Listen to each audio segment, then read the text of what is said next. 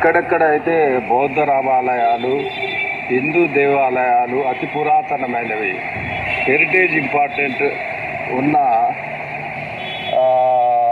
దేశాలు కానీ నగరాలు కానీ భారతీయ పర్యాటకులకు ఉచిత వీసా ప్రొవైడ్ చేస్తున్నారట. ముఖ్యంగా మలేషియా, థాయిలాండ్, తర్వాత ఇండోనేషియా, తర్వాత శ్రీలంక.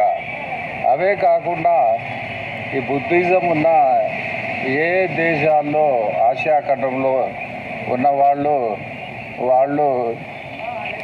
భారతీయ పర్యాటకులను గుర్తించి వాళ్లకు వీసా ఫ్రీ చేస్తే, ఎందుకంటే మన భారతదేశంలో ఇప్పుడు పర్యాటకుల సంఖ్య ఎక్కువ పెరుగుతుంది.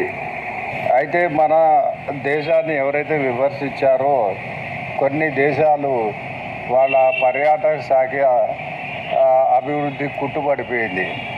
కాబట్టి భారతీయులలో ఎక్కువ శాతం హిందువులే ఉన్నారు.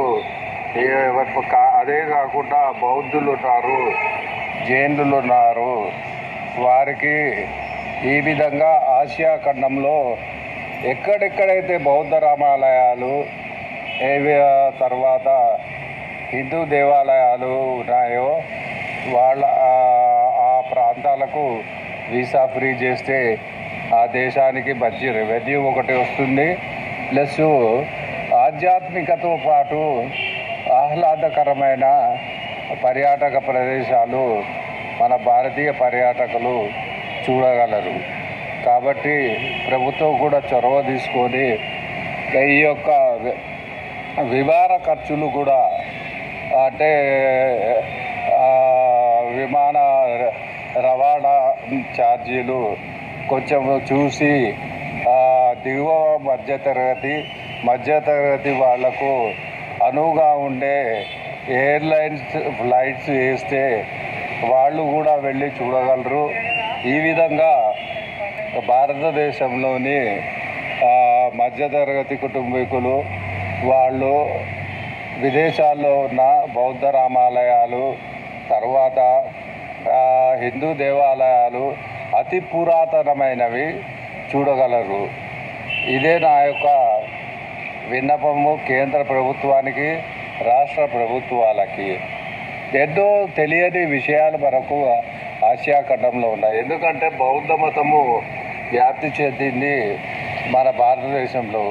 కానీ గౌతమ బుద్ధుడు జన్మించింది మాత్రము కపిలవస్తు నగరము నేపాల్లో.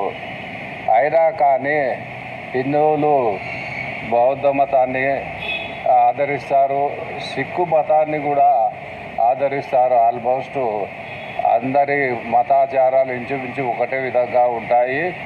కాబట్టి ప్రభుత్వము కొంత చొరవ తీసుకొని ఈ విమాన రవాణా ఖర్చులలో ఎవరైతే హిందూ పర్యాటకులు ఉన్నారో వాళ్లకు కొంత మేరకు డిస్కౌంట్ కల్పిస్తే ఆసియా ఖండంలోని అన్ని పర్యాటక దేశాలు